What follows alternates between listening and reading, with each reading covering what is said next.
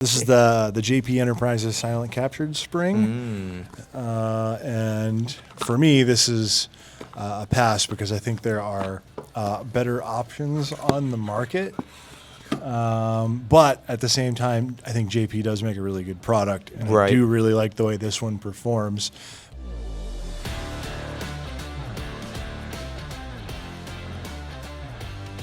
But again, I'm not a big silent captured spring guy. I'd rather go with like a Kinshot if I'm doing a specialty, or an Odinworks. Interesting. But yeah, what do you think? What do you guys CJ, think? how many times can you push that up and down in 5 seconds? Let's not do that on camera. Yeah, I'm not trying to get striked again. Wrong website. Yeah. Wrong tube. Anyway, so This is only guns.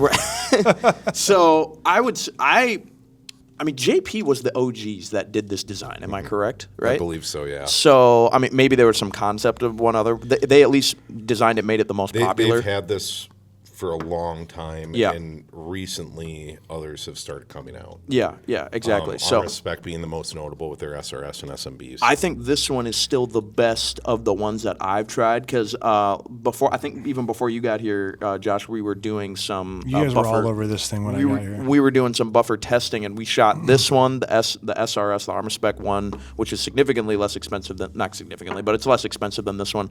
And we did a Kinshot back to back to back. I thought this one was the best feeling of them.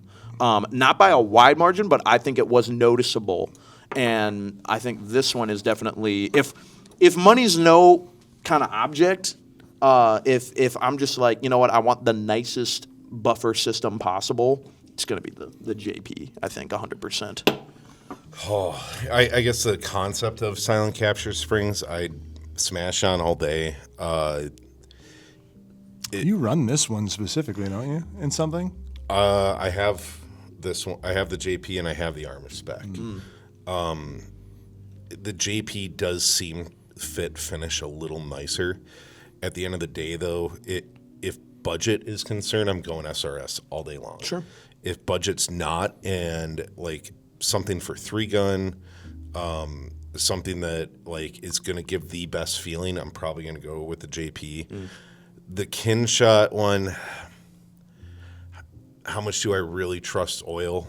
Yes, it's fairly well proven. Hydraulics work for a long time, but you are reliant on a seal or multiple seals at that point from failing. Hydraulic buffer systems are not new, as you've told me many times, Josh. It's like they've been around for a long time. And when you told me that, Josh, I did looking into hydraulic buffer systems, and they have been around for lots of different systems. They're newer to ARs. They've been around for over a century. Yeah, they're newer to ARs, but even so, Colt developed a hydraulic buffer concept back in the early days, I believe 1970s. They just didn't go with it for cost reasons. And the other thing that we always like to harp on here, Charlie, and this is one of the things you harped on first when I got here, was what about the warranty? Well, Kinshot has a 1,000,000 round warranty on that thing. Well, they guarantee it for 1,000,000 rounds. How can do they you do get that? a round count? Do they have a little They said electronic counter in there? Kinshot has a 1,000,000 round guarantee. They're basically saying, "Hey, this thing is never gonna." I don't know if any Honestly, 100 people could put I'm holding this like it's the Kinshot. Yeah. I don't know if any 100 people together could put 1,000,000 rounds through one Kinshot buffer. I don't think so. Yeah. So that's basically their way of saying, "Hey, we will take care of you forever on this thing." So I don't see any warranty on here. I don't know what JP's warranty is. I think they've got a pretty good one too. I think it's kind of one of those, like, if you need the warranty on the box, it's probably a bad thing. To quote Tommy Boy. Yeah. Part of it too is I got a couple buddies at JP, so I might be a little partial. But the other thing that's nice about these is very tunable. And you got your weights right here. And you've got a extension. Yep. You've got a You got full a size. spacer. Yeah. So you Is this if you were going to throw this in a rifle or like an A2 fixed length? Oh or yeah, something. okay, yeah. So yeah, you just pop out the torque screw. You can adjust your weights. Pretty easy. They sell the weights separately. Yeah, I mean, if you're coming from a carbine, mil spec buffer and spring, whatever, pop that out, pop this in, toolless, like you said, Josh. Well, you're gonna feel such a big difference. Well, biggest, outside of changing the weight, the biggest thing you're gonna get is just you aren't gonna hear anything. I mean, it's in the name, silent capture spring. They're SCS. So it's silent and it's a captured system. The other nice thing is you don't. Meaning you don't get the spring, because that's what you normally hear is that spring rattling on those walls of the buffer tube. Yep. You're not going to hear that with Well, these. You don't even need the buffer tube to make a sound with a regular spring. You can just let it go and doing. Yeah, that's true. So it's just like the harmonics of the spring just are natural. to This make must be noise. some problem that people with hearing can. Yep. 'Cause Not- it must be yeah. a not having tinnitus problem. I'm pretty sure there's a smoke detector beeping somewhere. I wouldn't know. But so the other nice thing is you don't need your buffer retainer pin. And actually, you really don't want to run the retaining pin because A, they become very hard to get out. Secondly, is you do want this pushing up against your buff or your bolt at rest. The last thing you want is a gap there, so then your bolt would essentially like dead blow it almost. So you can run your buffer retainer pin, but it's not suggested to. With If you were doing a capture toolless systems. install, you would be running it. Yeah. Correct. Yeah, Yeah, yeah. and you can get these in with the buffer retaining pin. It's getting them out that it's a pain You in have the to butt. you have to use a knife.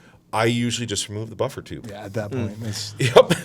At that point, I remove the buffer tube. I will say that these, we've kind of talked about it a few times on the show, but I think these are probably a little lost with people who don't shoot frequently. I wouldn't suggest one for someone that shoots Yeah. infrequently. Exactly. Yeah, I'm saying, because I think I'd a lot say of. get a spring. Yeah, I think a lot of people who, they look at upgrades like this and they're like, oh, I'm going to get that in my gun. This happens to me all the time with upgrades just because, like, we're doing videos on guns all the time and I find a new product. I'm like, I want that. But then it's like, am I really going to notice that? Am I really going to use that all the time? The answer is probably not unless you're shooting, like, 500 to 1,000 rounds a year. I'd say something like that. It's funny because people focus so much on the buffer itself, and you hear very little conversation about the springs. True. Yeah. which is a whole other world. Yes. It's a whole other world, but you can solve A lot of a problems. lot of problems by changing out the spring, and with the way buffer pricing's going, Yeah. like try a 308 spring. Right. See what happens. Yeah, you could. It's a different gas system at this point. Well, yeah, I haven't looked at it yet, but I need to see what adjustable gas blocks are going for or doing sales wise because I know they're Geisley's- cheaper at this point. Geisley's H3 buffer kit now, I want to say, is pushing $150. Who was it? I was doing some buffer price increases last week. BCM. Their buffers, their H2 buffer is about $140. That's madness. Their H3 buffer is actually cheaper than their H2, I think, because they haven't realized the price increase yet.